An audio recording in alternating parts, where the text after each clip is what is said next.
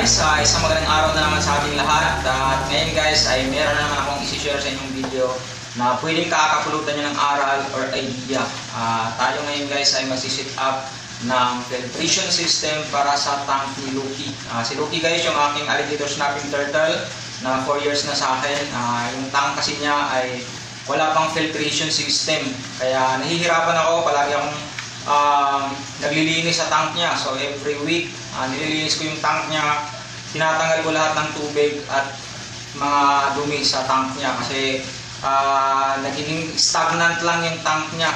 Kaya kailangan linisin regularly yung kanyang tank. Especially si Lucky guys ay malaki na, 4 years na siya sa akin, at yung kanyang mga dumi, yung kanyang poop ay sobrang laki na rin. So yung mga poop pala ng alligator snapping turtle ko guys ay singlaki na ng poop ng mga aso or pusa.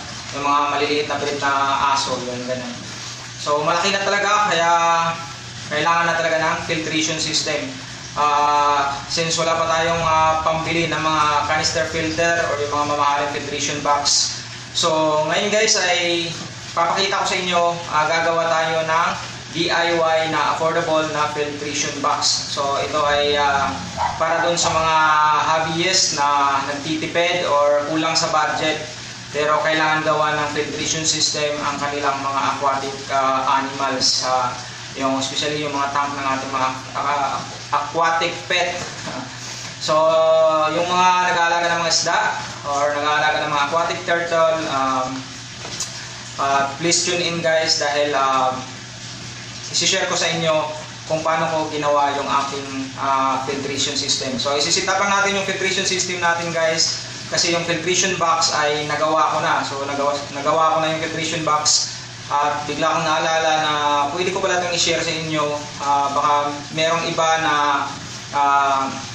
hobbyist natin na gustong lagyan ng filtration system yung kanilang tank, pero kulang sila sa budget.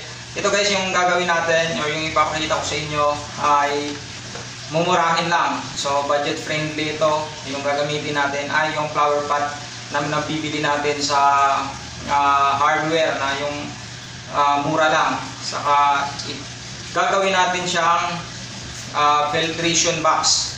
So kaysa gagastos tayo doon sa mamahalin na yung mga canister filter na sobrang mahal, although maganda naman talaga siya tingnan, pero gagawa na lang din natin ang paraan na gaganda rin tingnan yung ating filtration box. So, pero bago ang lahat guys, kung gusto niyo yung ganitong klaseng content about animal adventures, exotic pet keeping, please subscribe, like, and hit the notification bell para palagi kayong updated sa ating mga bagong upload na mga video. So guys, ito po yung aquarium ni Lucky. Makikita nyo guys is marumi na naman. Nilinis ko to mga 1 week na mahigit, mga 8 days ago nilinis ko to, pero kung nakikita nyo ay marumi na naman, kulay green na naman, at saka hindi na nakikita si Lucky. So ito yung mangyayari guys pag yung tank nyo ay walang filtration system. So kailangan nating lagyan. So tara guys, umpisahan na natin. So guys, bago tayo mag-set up ng ating filtration system ay di-discuss ko muna sa inyo kung ano ba yung filtration.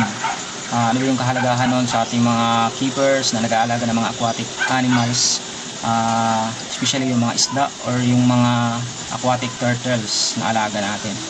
So ang filtration guys, in nature meron tayong tinatawag na nitrogen cycle. So yun po yung basic na filtration. So sa nitrogen cycle guys ay yun po yung pag-breakdown ng nitrogen into different component, para yung toxic na chemicals na nitrogen ay magiging less toxic.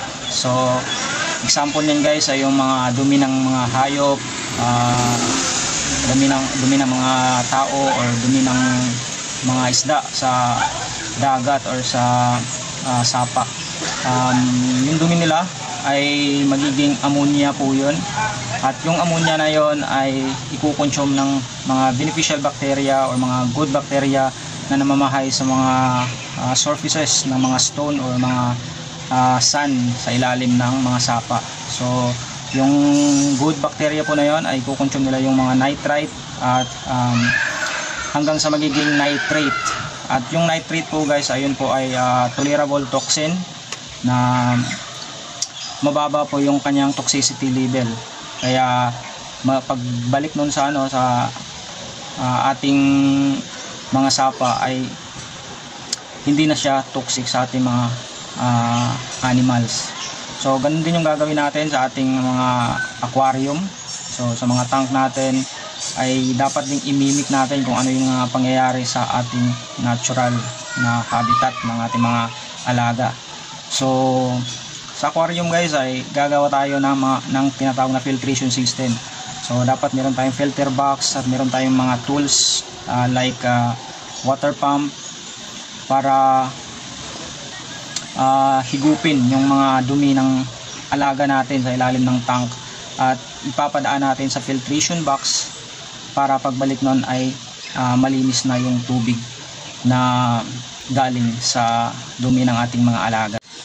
So ano ba yung kahalagahan nito or yung benefits na naibibigay sa ating mga alaga?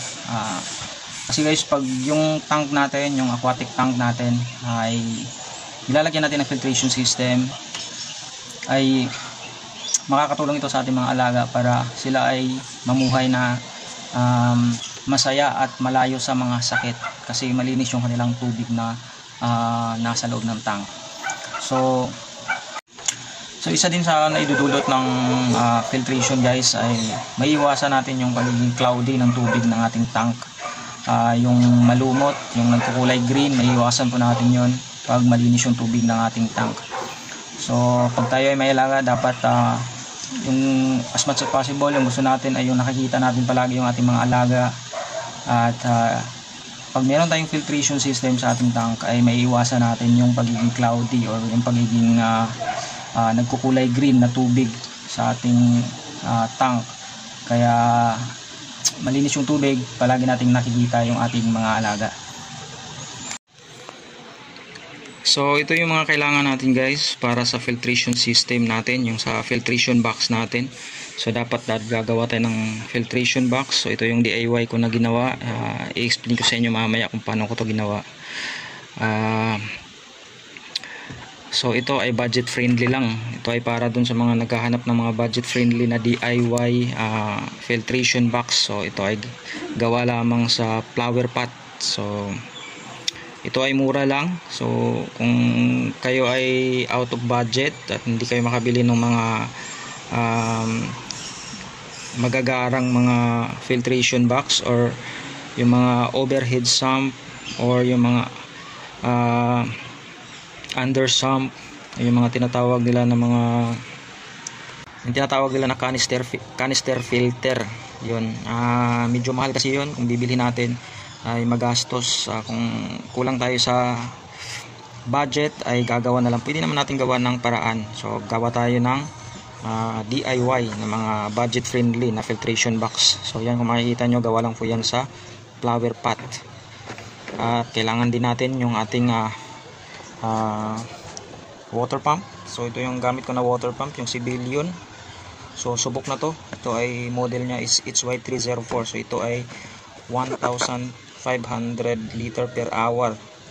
So gamit ko siya sa 3 feet na aquarium. So I think fit lang siya para sa 3 feet na aquarium. So kung yung aquarium nyo ay 5 feet ay mahina po ito. So pag bibili pala kayo ng ganito guys, mga water pump, ay dapat i-research nyo kung ano yung capacity ng pump, kung swak ba yun sa inyong aquarium. So kung maliit naman yung aquarium nyo, kagaya ng mga 2 feet na aquarium, ay ito po ay malakas naman. So dapat yung bilhin nyo yung mga 1,000 liter per hour or yung mga 800 liter per hour lang.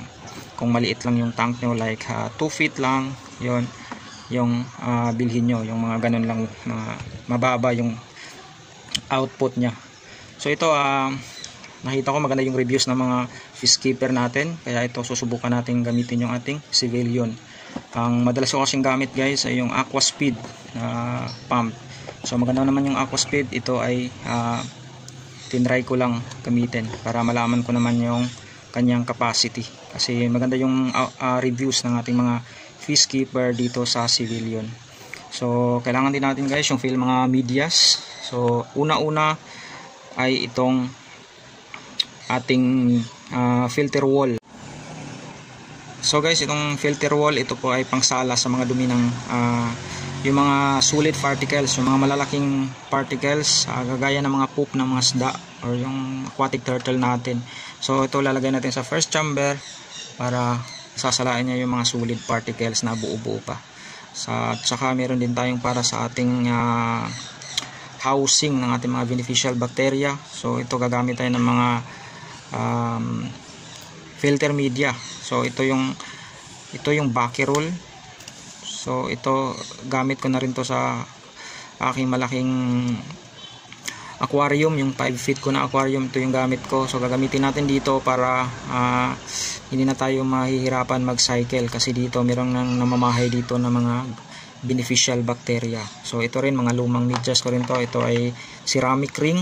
So gamit ko na rin to sa aking malaking aquarium. So ang ginagamit ko ay puro mga luma, kasi para hindi na tayo mahihirapan pang mag-cycle ng ating mga filter media. Kasi kung gagamit tayo ng bago guys, ay aabot tayo ng mga 3 months sa pagsa-cycle bago tayo magkaroon ng beneficial bacteria sa ating tank. So ito ceramic ring din. At ito naman guys ay pumice. So ito ay mura lang. Ang kagandahan nito ay magaan. So bagay siya sa ating mga overhead sump kasi magaan lang siya. Saka natural siya guys. Makikita to usually sa mga may mga vulkan area sa Pampanga. I think merong mga pumice stone. So isa din ang gamit ko ay lava rock. Itong lava rock naman guys ay medyo mabigat siya kumpara sa pumice, pero mas maganda yung kanyang surface area. So makikita nyo maraming mga butas-butas. So dyan po namamahay yung mga beneficial bacteria sa mga butas-butas na yan. So ito naman yung kagandahan ng lava rock, kasi mas maganda yung kanyang surface area. So yan po guys. At panghuli, mayroon tayong ilalagay na putus plant.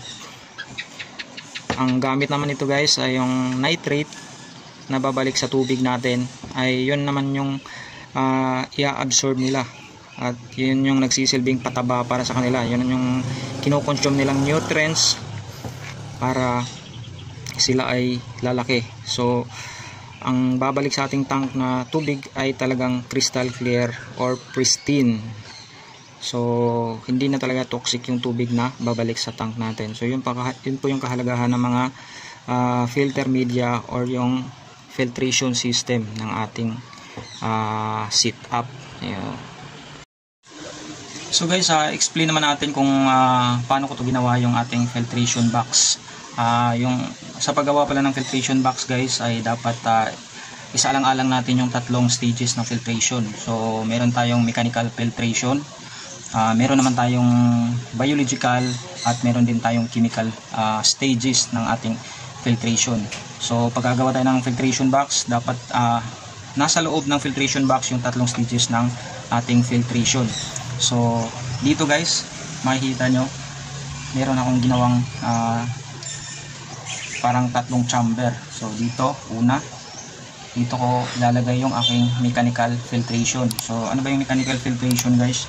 Yung mechanical filtration, ayun po yung sasalain natin yung mga solid particles ng ating mga dumi ng ating mga alaga. So yung mga buo-buo pa na mga poop nila ay dito po sasalain sa first chamber yung ating mechanical stage ng ating filtration. So ano po yung ilalagay natin? Ito po, maglalagay ako ng filter wall para dito sa first chamber natin. So hindi lang filter wall yung pwede nung ilagay dyan guys. Pwede rin kayong gumamit ng mga drop mat or yung mga Scotch-Brite, yung mga scrubbing pad ay pwede nyo rin ilagay dito sa mechanical filtration na chamber. Kasi para yung masala niya yung bubuong tae dyan or yung mga poop ng mga alaga natin, lalabas naman siya dito sa pangalawang chamber. Itong pangalawang chamber guys ay sinasadya ko to na maliit lang kasi itong pangalawa ay ito po yung tinatawag na chemical stage ng ating filtration. So ano po yung chemical stage ng filtration guys? Yung chemical stage po ng filtration ay yun po yung responsible naman sa pagsala ng mga chemical galing sa tubig natin. So pag nag-water change po tayo ay especially kapag tayo ay nasa city, yung nawasa natin ay siguradong meron po yung mga high content ng chlorine. So yun po yung sinasala ng chemical filtration. So pwede tayong bumili ng carbon, yung pakete. Mabibili natin yun sa mga pit shops. So pwede tayong bumili doon, ilalagay natin dito. Maliit lang naman yun na parang naka-net. So ilalagay natin siya dito para masala yung mga chlorine. Kasi pag masyadong mataas yung chlorine content ng ating tubig guys ay maapektuhan yung ating mga beneficial bacteria. So pwede silang mamatay at mag-reset naman yung ating system. So kailangan ay hindi sila mamatay, kaya maglagay tayo dito ng carbon para masala yung chlorine sa ating tubig. At hindi lang yung chlorine guys, minsan din pag nagtitreat tayo ng mga sakit ng ating mga isda, yung meron tayong nilalagay ng mga medicine sa ating tubig para na matreat yung wound or yung disease ng ating isda. Yung mga medicine na yon ay kailangan nating salain dito sa ating chemical na substrate or yung media chemical. So ang pangatlo naman guys, dito naman yung pinaka-importante na stage. So itong chemical stage na to, pwede mong i-skip to kasi minsan ay kumukuha tayo ng tubig sa deep well. So wala namang chlorine doon. Kagaya sa amin dito, yung gamit namin ay deep well. Kaya hindi ko na to nilalagyan. So ang nilalagay ko dito ay ito ng filter wall. Pero nilalagyan ko pa rin ng space dito kasi just in case na magbibidikit ako ng aking alaga o meron akong gagamutin o meron akong ilalagay na chemical sa aking tubig, ay at least pwede kong lagyan ng carbon dito sa chamber na to. So dito sa pangatlong chamber guys, dito natin ilalagay yung pinaka-importante na filter media, which is yung ating housing ng ating mga beneficial bacteria, yung ating mga ganito, yung mga backerol, yung ating mga ceramic ring, mga ganito. So dito natin ilalagay sa pangatlong chamber ng ating filtration box. So importante ito guys para kasi dito yung pinakamalaki na part, kasi dito yung dapat marami kong mailalagay dito na filter media na gagawing housing ng ating mga beneficial bacteria. Kaya the more na marami yung inyong filter media dito na ilalagay, ay the more na mas malusog yung inyong filtration system. Mas effective siya kung mas marami yung filter media or yung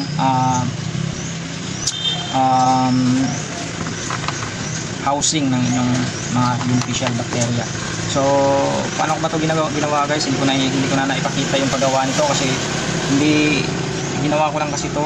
So hindi ko na naisip na gumawa ng content about dito. So nung natapos ko na siyang gawin, saka ko na lang siya naisip na pwede ko palang gawin content yung ganito para maipakita ko sa inyo or ma-share ko naman sa inyo, especially dun sa mga kahabi natin na gustong matutong gumawa ng ganito, na budget friendly, yung kulang sa budget. Kaya ito, pwede nyo itong gayahin guys, isang flower pot, tapos yung mga ritasong mga plastic lang ginagamit ko dyan, tapos dinikitan ko lang siya guys ng mga glue. So hindi ko na, medyo marumi siya tingnan kasi wala akong glue gun, kaya nangitim siya kasi sinusunog ko lang yung glue. So manumano ko siyang ginawa. So yan lang, matibay naman siya. So itong sa ilalim naman guys, ito naman mabibili nyo naman to sa pit shop. Sabihin nyo lang yung aquarium divider. So yun, aquarium divider po yung tawag nito. So sukatin nyo lang, ikat nyo lang yung sasakto dito sa ilalim. Ito guys, ang galing dito papunta doon sa sahig nitong flower pot ay nasa 1 inch po yung sukat niyan. Kasi ang purpose po kasi niyan ay para may free na space yung tubig na dyan sila dadaloy sa ilalim. Kasi pag hindi nyo yung nilalagyan ng screen na ganito guys, yung didiretso nyo lang ilagay yung mga filter media nyo dito, darating yung panahon na mag-accumulate yung mga dumi dito sa ilalim, yung parang magiging silang putik, so mag-accumulate yan dito sa ilalim. Ang mangyayari ay babara dito sa inyong filter box, at pag babara yon ay aapaw naman yung tubig dito sa ibabaw. So especially kung hindi nyo kung busy kayo sa trabaho, hindi nyo napapansin, babara yun, aapaw yun dito, magugulat na lang kayo, maubos nyo yung tubig ng inyong aquarium. At dito guys, nilagyan ko ng dalawang outlet, dito lalabas yung tubig galing sa ating filter box. So bakit ganito yung itsura? So based on experience guys, kaya ginawa ko ng ganito dahil una dito sa ibabaw, ito yung responsible, yung lalabas dito na tubig ay ito po yung nag-a-agitate sa surface ng ating tubig sa tank. So yung water agitation sa surface, dito po dadaan yung tubig na pagbabagsak siya sa surface ng ating tank, ng water level sa tank natin, ay magkakaroon siya ng agitation. So yung agitation, importante yun kasi yun po ay oxygen sa ating mga alaga, especially kung nag-aalaga tayo ng isda. Ito naman sa ilalim guys, yung ito naman yung nagki-create ng water agitation sa ilalim naman mismo ng ating tubig. So ito yung sa surface at ito naman yung sa ilalim mismo. Kasi itong space kasi, itong part kasi na to guys ay malulublob to sa tubig, mga hanggang dito siguro. So yung nasa ilalim, maglalabas dito ng tubig at mag-agitate ng tubig sa ilalim at mag-produce ng oxygen sa ilalim ng ating water level. So ganito lang po. So nilagyan ko ng ganito, kaya na bahala kung ayaw nyong lagyan ng ganito. Ito yung purpose naman ito ay para madali ko lang bitbitin. So ganyan. So kung maglilinis ako, kukunin ko lang, bibitbitin ko ng ganito, kaya nilagyan ko ng parang handle dito. So ayan po siya guys. So bali dito ilalagay natin yung ating filter wall. So babagsak dito yung tubig, dito unang babagsak, tapos lalabas siya dito naman, paglabas niya dito, aakyat yung tubig at dito naman siya bababa sa area na to. Pagbaba niya dito ay magkakaroon siya ng water level hanggang dito dyan, at dahil sa water level na yun ay malulubog yung ating filter media na ilalagay dito. Yung mga bucky roll, yung pumice, yung lava rock na ilalagay natin dito ay magkakaroon, masasubmerge siya sa tubig. Ito po yung level ng tubig na masasubmerge niya. Tapos mula naman dito sa area na to ay mahuhulog yung tubig dito pababa, at dito na siya lalabas sa butas na to. So ganun lang siya kasimple guys.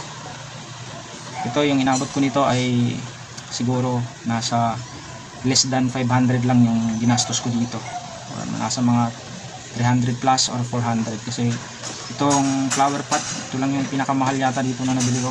So nasa ano lang siya, 200 plus itong flower pot ko.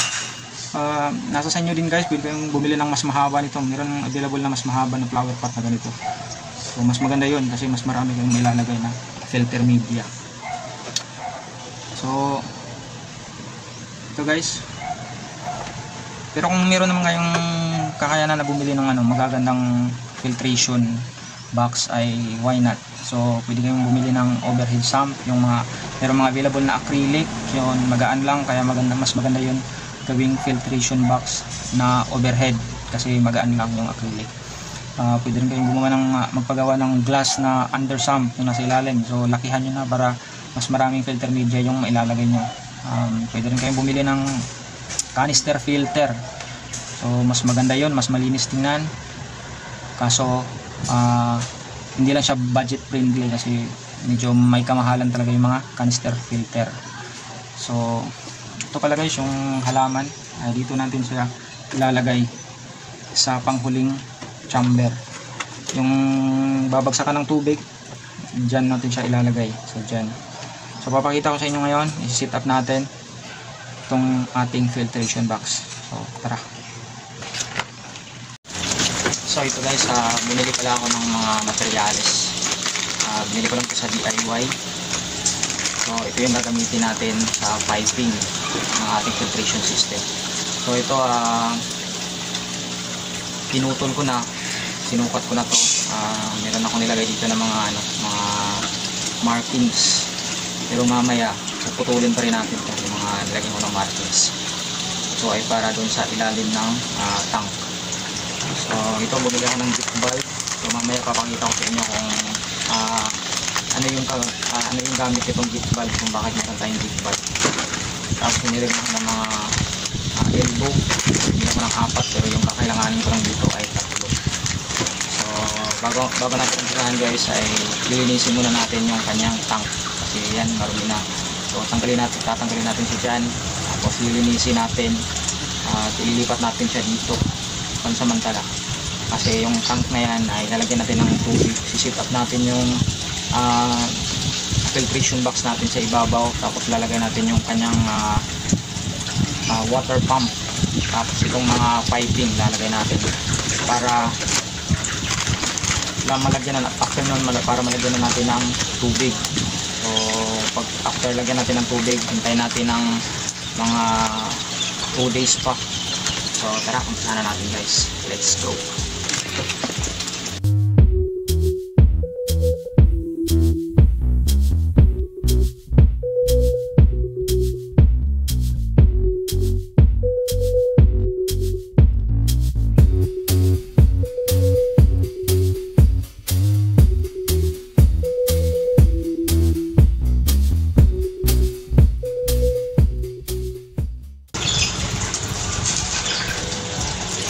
So yun guys, tatanggalan muna natin ng tubig bago natin siya kukunin para hindi tayo mahihirapan.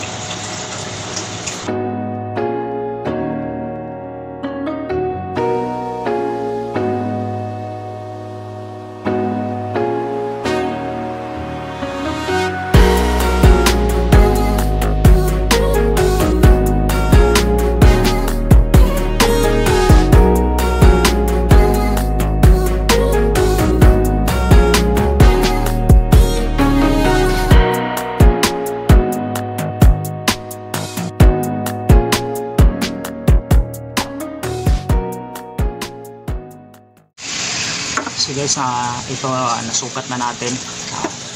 So ito pinagtatagpi-tagpi ko na, pero hindi pa to naka-lock. Hindi ko pa nilaga ng PVC cement. So ito na siya guys. So bali 3 elbow, 1, 2, saka yung sa pinaka ilalim ng pump, tapos isang valve. So guys, kapitan natin. So ayan guys, ay kabit na natin. So nilagay ko siya sa gilid. So susubukan natin mamaya kung okay ba yung seat na to. So lalagyan na ng tubig.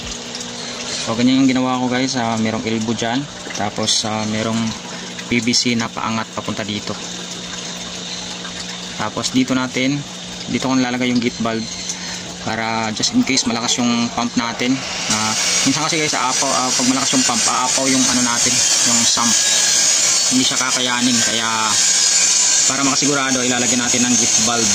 So yan siya guys. Tapos dito babagsak yung tubig.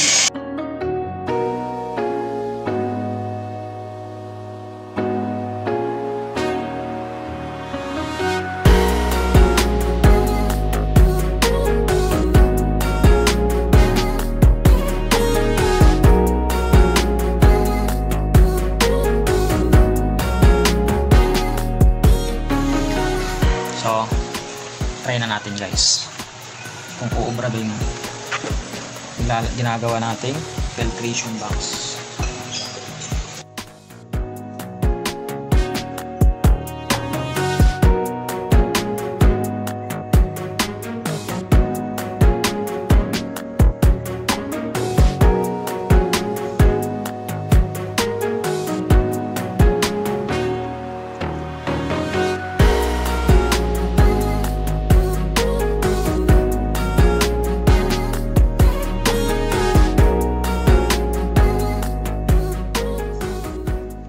excited na ako guys.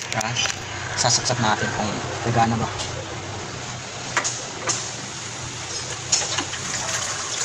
Yun. So gumana siya guys.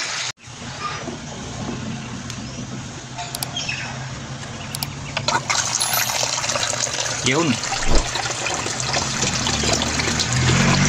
So ganyan po yung mangyayari guys. So sa tingin ko guys ay medyo malakas.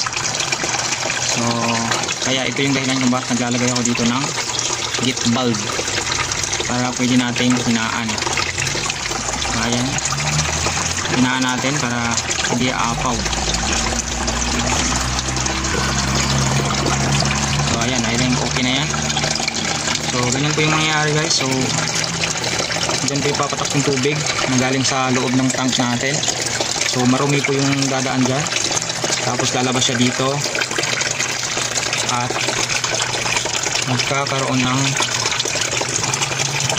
water stagnant dito sa area na to para makonsume siya ng ating mga good bacteria. At dyan naman siya babagsak at hihigupin palabas. Yan po. Nag-reason natin ng water agitation guys. Yung makikita nyo na yan, parang alon. So yan po yung water agitation. Yan po ay nag-create ng oxygen sa ilalim ng tubig. So dalawa yun sila. Ang yung isa nasa surface at yung isa ay nasa ilalim. Kaya isa rin sa kahalagahan pala ito guys ay hindi pamamahayan ng lamok yung inyong tubig sa aquarium. Kasi mostly kasi guys yung mga lamok ay nabubuhay sila sa tubig na stagnant, yung hindi gumagalaw na tubig doon. Kaya minsan yung mga aquarium nyo na walang magandang water agitation sa ibabaw ay namamahayan ng mga lamok. So yan po yung kahalagahan ng water agitation. Alright. So far okay naman siya. Ang water level okay. Pero ito siya guys, itong filter wall ay papalitan ko yan ng Scotch-Brite or scrubbing pad. Kasi yung filter wall kasi guys ay sobrang pino niya. Mabilis lang siyang mag-clog. So pag meron ng marumi dyan na dadaan, mga bubong kain ng ating mga alaga, mabilis siya magputik-putik dyan at aapaw na yan siya dito. Kaya papalagyan ko yan ng Scotch-Brite o yung mga scrubbing pad para maganda yung flow ng tubig. Yan. Okay, success. Meron pa pala. So ito pa lang panghuli guys, ay ilalagay natin dito yung ating pothos plant. So yan, pwede mo lang ilagay dyan at mga ilang araw ay mag-i-establish na yan siya ng dyan sa loob. So, ganyan lang, lagay mo lang dyan, papatong mo lang dyan, mabubuhay na yan siya.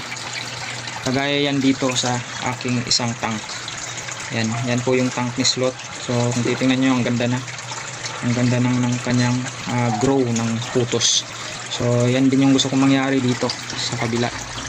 So papagapangin natin to siya dito hanggang sa matabunan niya yung buong setup ng filtration. At kung titingnan mo siya sa malayo ay parang meron ka lang nilalagay, tinatanim na bulaklak sa ibabaw ng aquarium. O di ba guys? So tatalunin niya pa yung mga mamahaling filtration. Parang naturalistic yung look niya. Okay. So bali guys, yung mangyayari pala dyan guys ay yung maruming poop ng alaga natin ay hihigupin ng pump. So hihigupin siya ng pump, padalhin niya sa ibabaw, babagsak niya doon sa mechanical chamber, yung tagasala ng mga solid particles na mga dumi, at ilalabas niya doon na tubig na lang siya pero rich in ammonia pa rin, at ibabagsak niya doon sa ikatlong chamber, which is yung biological chamber, na nandun naman yung mga beneficial bacteria na mamahay, at yung mga ammonia or nitrate na galing doon ay kakainin ng ating mga good bacteria or yung mga beneficial bacteria natin.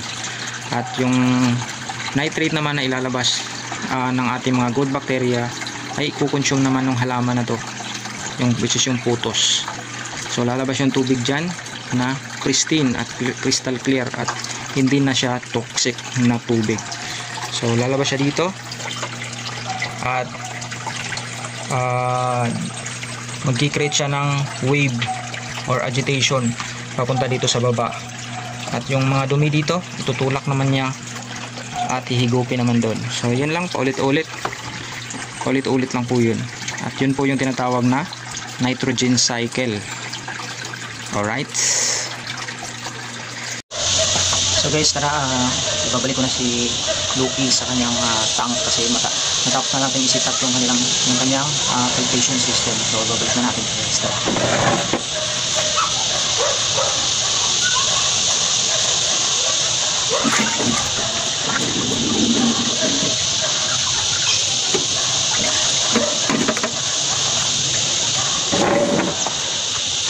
So guys, ito si Lucky guys. Ayan.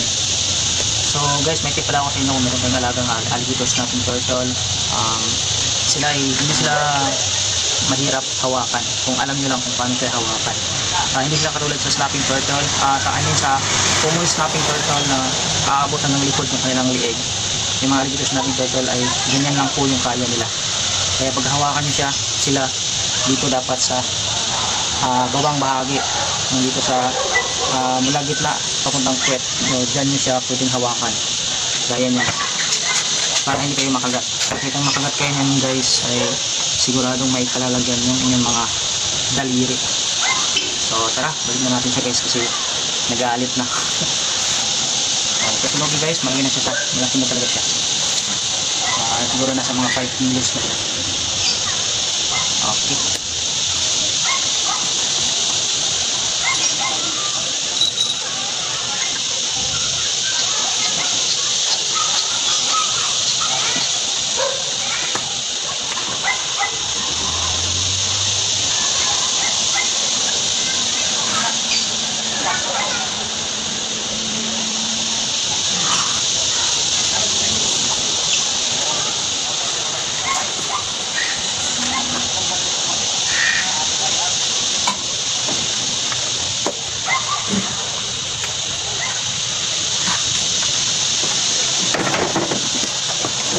So yun guys, nasa loob na siya.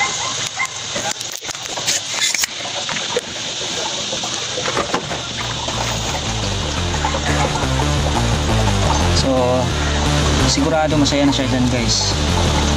So yun guys, yun yung filtration natin na simple lang, DIY at saka budget friendly na filtration system. So sana ay meron kayong natutunan sa video natin ngayon guys. Basta alalahanin lang natin na kapag tayo ay magsiset up ng filtration system sa ating mga aquatic tank ay alalahanin nyo yung tatlong stages na pagdadaanan ng inyong filtration. Yung mechanical, chemical at saka yung biological na stage ng filtration.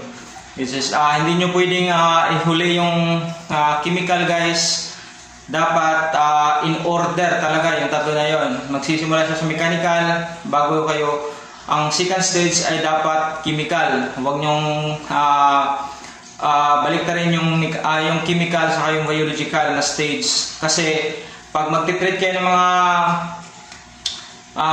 alaga nyo, maglalagay kayo ng mga medicine, any chemicals na harmful sa ating mga beneficial bacteria, pag hindi nyo napadaan sa chemical na chamber, yung mga medicine na yun ay pag mapupunta yun sa ating mga beneficial bacteria at pag harmful yun sa kanila ay sila ay mamamatay at marireset po yung ating filtration system. So alalahanin nyo yung tatlo na yun. Dapat magsisimula siya sa mechanical filter, yung sasalain yung mga solid particles, yung mga visible sa naked eye natin ng mga waste. Saka dadaan siya sa chemical at saka sa biological na chamber kung saan doon naman sila ipaprocess ng ating mga beneficial bacteria para maging kapaki-pakinabang. At huwag niyong kalimutan din guys, importante din maglagay kayo ng halaman, yung mga putos or yung mga fortune plant, fortune bamboo ba yun ba? Maraming mga available na mga halaman na pwede nyong ilagay sa ibabaw ng tank. Yung mga kangkong pwede rin yun. Kasi yung pinaka-purpose nun ay siya yung i-absorb niya yung mga nitrate na byproduct ng ating mga beneficial bacteria. Kaya paglalabas siya sa ating filter box ay malinis na siya na babalik sa ating tank ulit. So yun lang po guys, sana may natutunan kayo dito sa video natin ngayon. At kung bago lang kayo sa channel ko at kung nagustuhan niyo yung mga ganitong klaseng video, ay yung content ko about sa mga animal keeping, mga animal adventures, ay please like, subscribe, at i-hit nyo yung notification bell para palagi kayong updated sa ating ilalabas na mga bagong video. Guys, ulit, ito si Bon. Maraming salamat at peace! Lighten up, take me on your magic river. Tell me all your dreams align. Sign me up and tell me about